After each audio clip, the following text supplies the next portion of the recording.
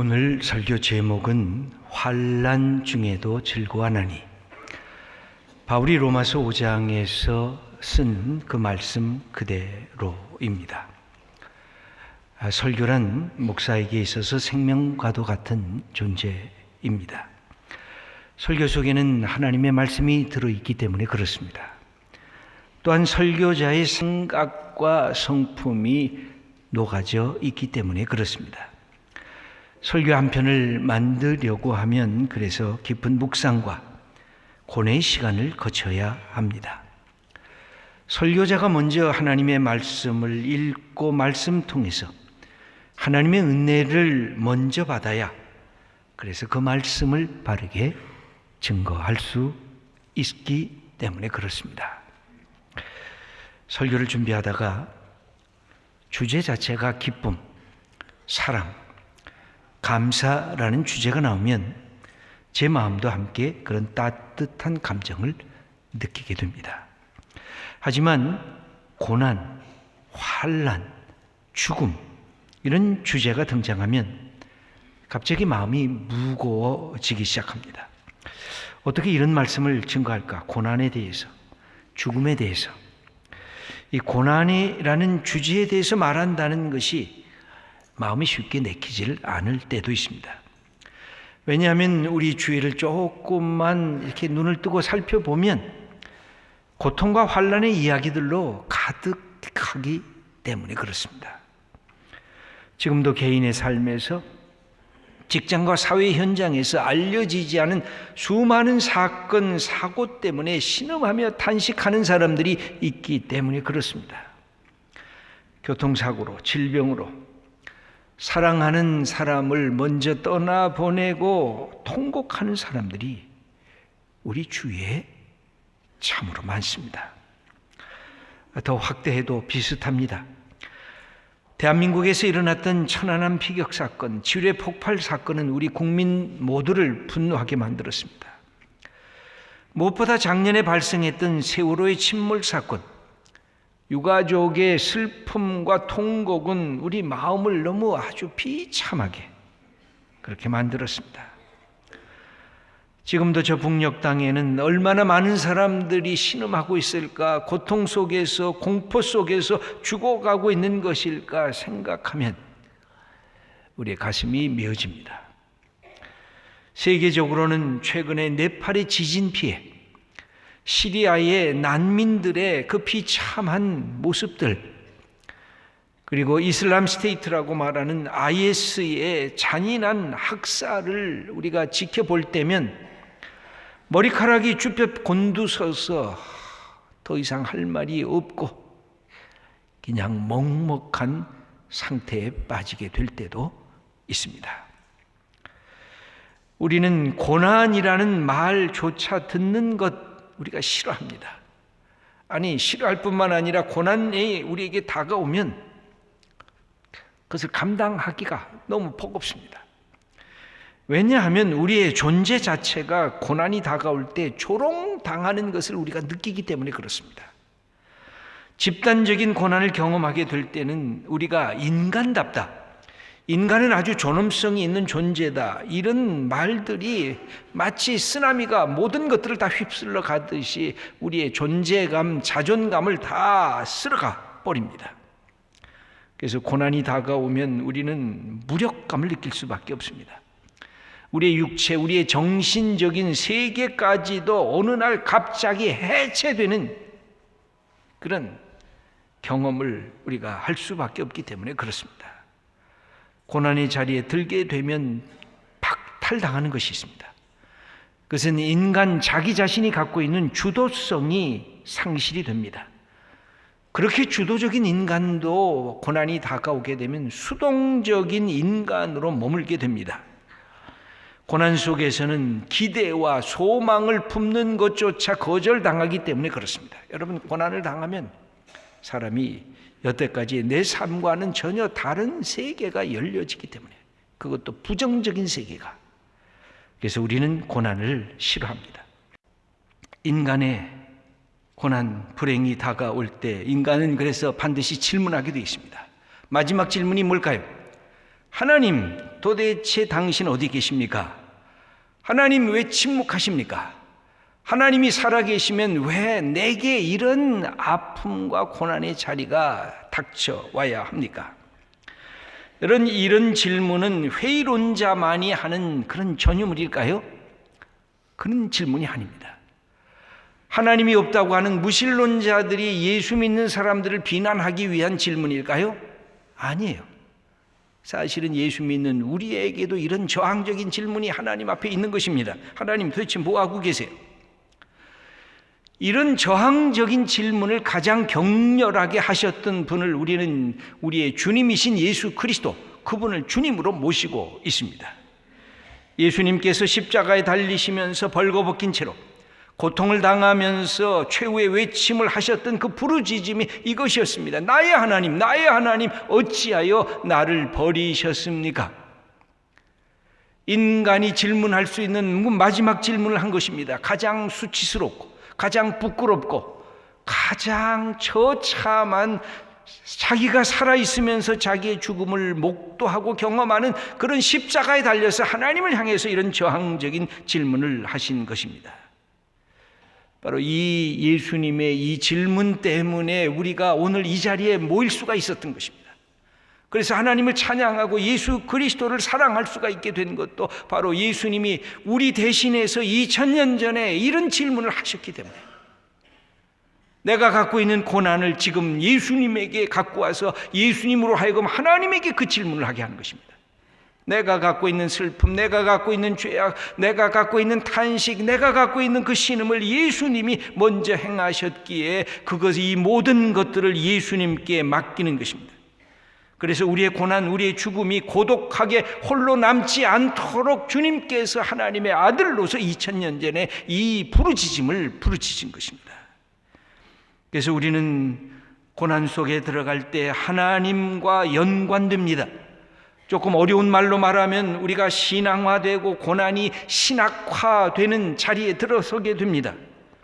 하나님의 아들이 고난과 환난 속에서 하나님의 향해서 부르짖었기 때문에 오늘 우리가 갖고 있는 문제들, 우리의 연약함들, 우리의 외로움, 우리의 슬픔과 탄식을 주님 앞에 나와 토해내면서 하나님과 새로운 삶의 은혜를 경험하는 자리가 되는 것입니다.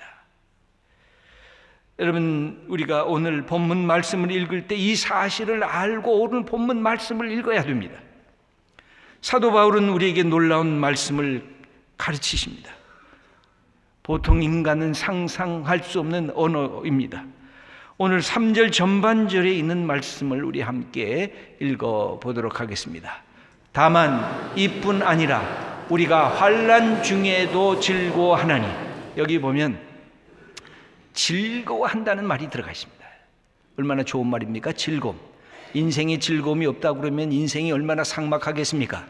그런데 문제는 즐거움의 그 자리입니다. 그 환경입니다. 그것이 환난이라는 겁니다. 환난 속에서도 즐거워한다는 것입니다. 이게 도대체 무슨 말씀일까요? 무슨 역설적인 말씀일까요? 누가 환난을 좋아합니까? 누가 고난받기를 좋아합니까? 그것도 지금 당장 내게 고난이 다가온다면 내가 환영하는 사람이 어디에 있겠습니까? 이 말은 명백히 환난 자체를 기뻐한다는 말은 아닐 것입니다. 고난받기를 좋아하라고 하는 명령도 아닐 것입니다.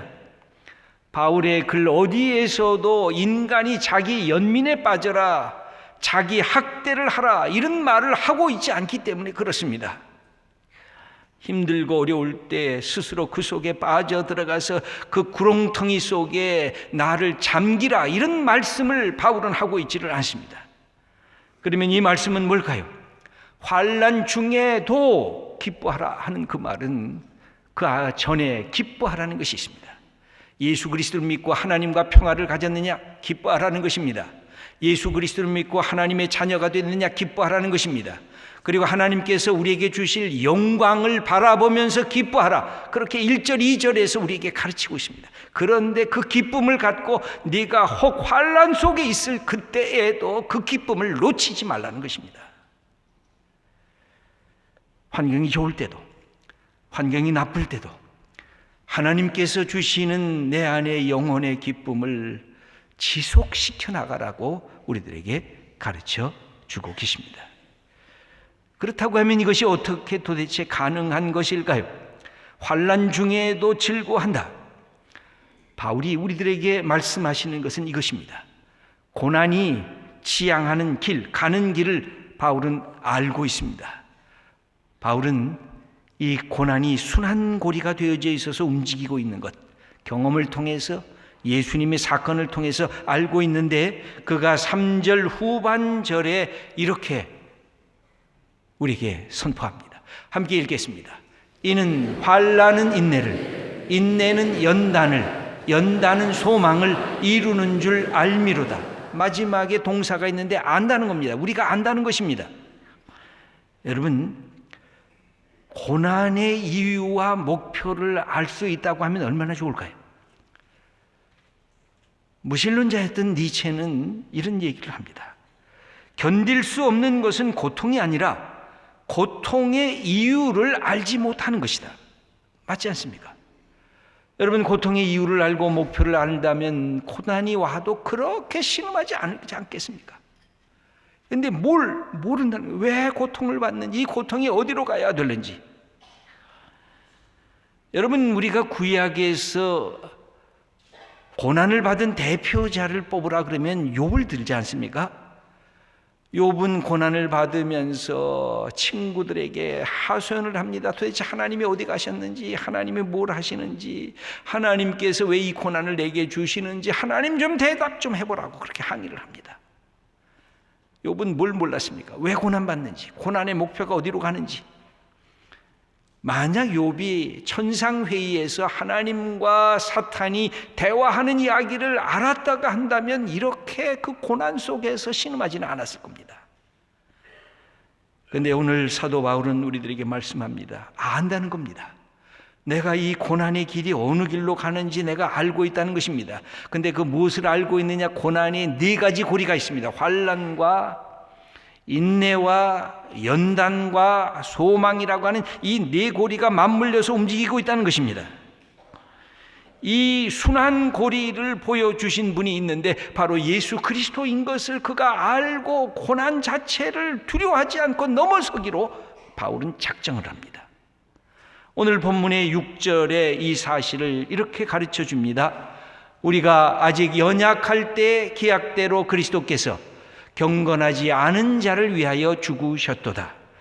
여러분, 우리가 연약할 때, 우리가 완악할 때, 하나님과 대적자 되었을 때, 우리가 죄인 되었을 때 예수 그리스도께서 이 땅에 오셔서 우리의 죄인을 위해서 대신 죽으셨다는 것입니다. 여러분, 고난이 깊어지고 고난이 또 깊어지면 마지막 가는 자리가 어디입니까? 죽음 아니겠습니까? 예수님이 고난을 당하시고 십자가에서 죽으시고 이 어렵고 힘든 길을 가셨는데 그것은 바로 우리를 위한 하나님의 아들의 죽음이라는 이 사실을 바울이 깨달으면서 바울에게 고난을 새롭게 보는 눈이 생겨진 것입니다. 십자가에 죽으신 예수님의 고난의 이유와 목표는 우리 인간을 위한 하나님의 사랑 때문이라는 이 놀라운 사실 앞에 그의 인생 전체가 뒤흔들어지게 됩니다. 여러분, 고난을 이기는 마지막 부분이 하나님의 사랑이라고 하는 사실을 깨닫게 됩니다. 여러분, 모든 고난이 혼자 당하기 때문에 외로운 것입니다. 그런데 나를 붙드시는 하나님의 사랑을 깨닫게 되면 이 고난을 이겨나갈 힘을 얻게 되는 겁니다. 모든 믿음의 사람들이 그랬습니다. 여기 이 사실을 5절에서 말씀하고 있습니다. 읽겠습니다. 소망이 우리를 부끄럽게 하지 아니함은 우리에게 주신 성령으로 말미암아 하나님의 사랑이 우리 마음에 부은 바 됨이니. 여기 그랬습니다. 하나님의 사랑이 성령의 역사를 통해서 내 아들을 죽인 것은 바로 너희들의 고난과 슬픔을 대신 지시기 위한 하나님의 사랑의 역사라는 사실을 가르쳐 주고 계십니다. 그러면서 바울에게 가르쳐 주신 말씀이 뭡니까? 하나님이 네게 영광을 주실 것이다.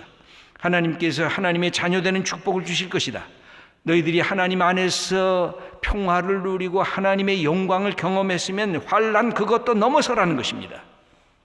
그래서 이미 2절에 사도 바울은 우리들에게 이것도 기뻐하고 즐거워하라고 먼저 가르친 바가 있습니다.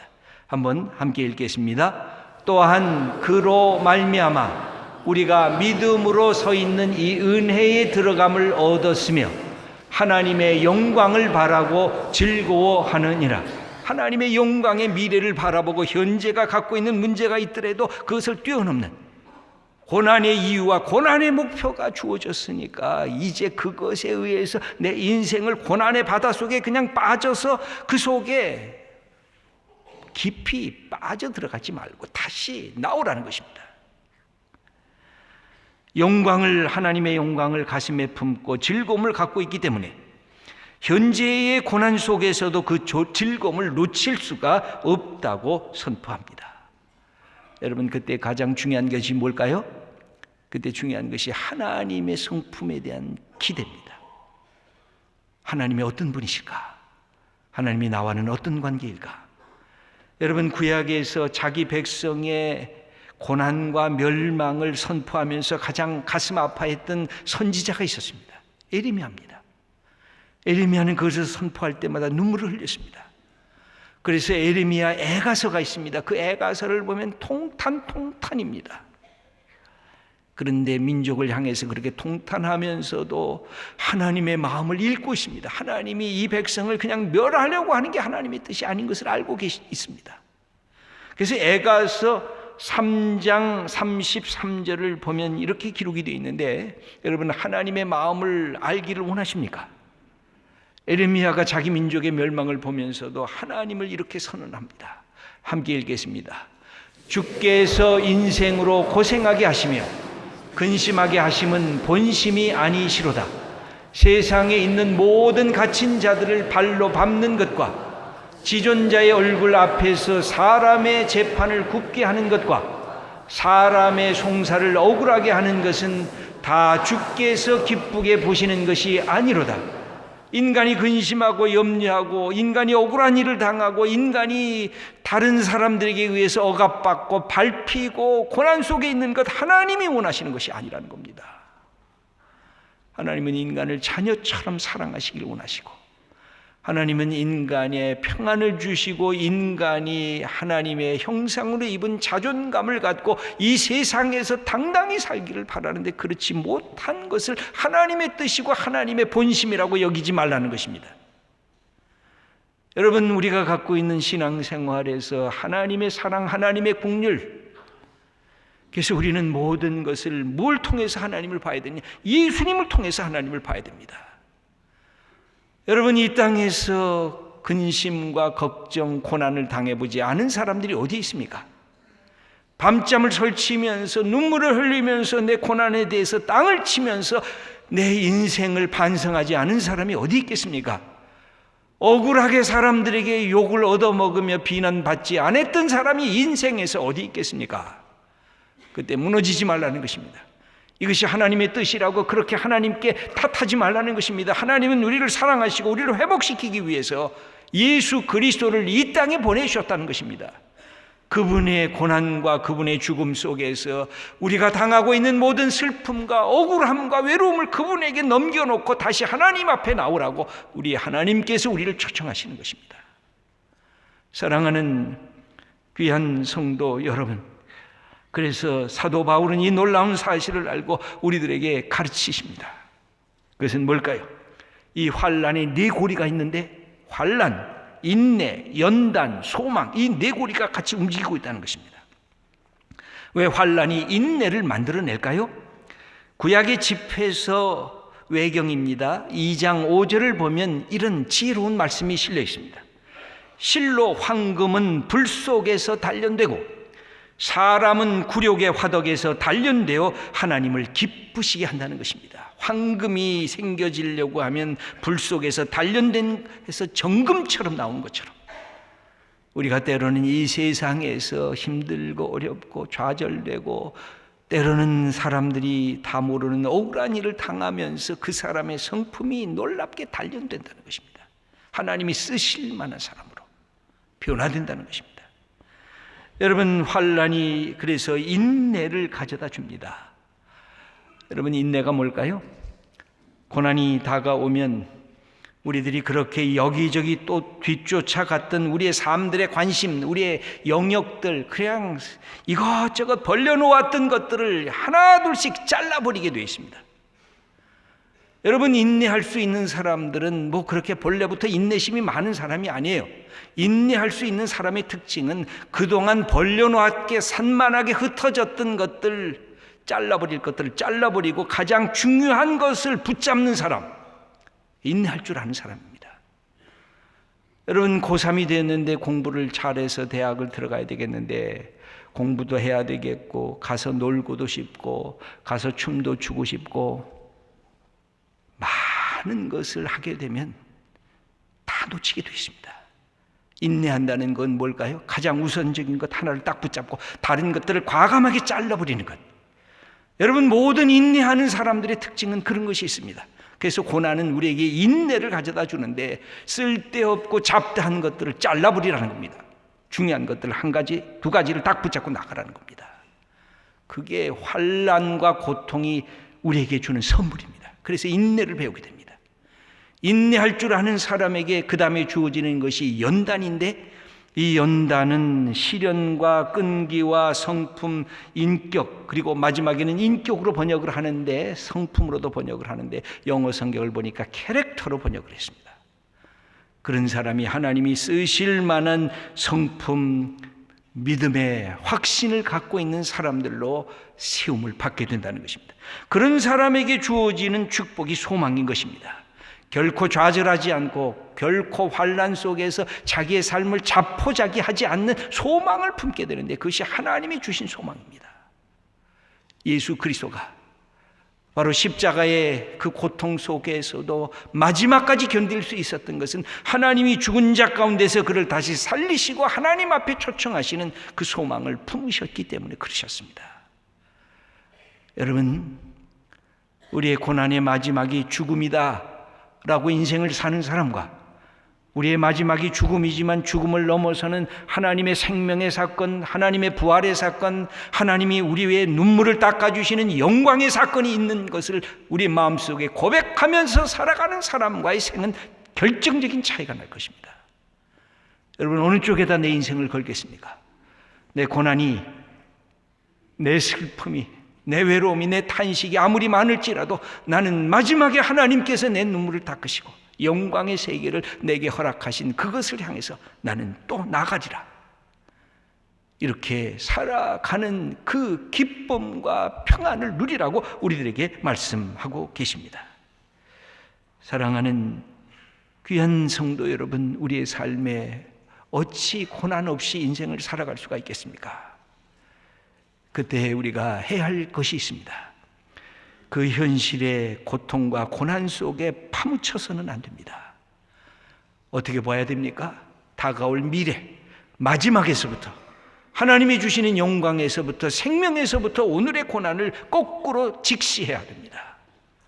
그 속에 바로 누가 있습니까? 예수 그리스도를 통해서 그분이 그 모든 것을 이기시고 승리하신 것처럼 우리가 예수 그리스도의 눈을 통해서 마지막에서부터 오늘의 이 현실을 보면서 오늘의 문제들을 이겨나갈 수 있는 사람들이 하나님께서 오늘도 믿음으로 예수 그리스도를 통해서 부르신 우리 믿음의 사람들입니다. 사랑하는 귀한 성도 여러분, 우리가 갖고 있는 현실이 아무리 척박해도 예수 그리스도를 다시 바라보시고 주님께서 경험하신 생명과 부활과 영광의 자리를 통해서 오늘의 나를 바라보면서 주님과 함께 한 걸음 한 걸음 이겨나가는 귀한 믿음의 성도님들 다 되시기를 축원합니다.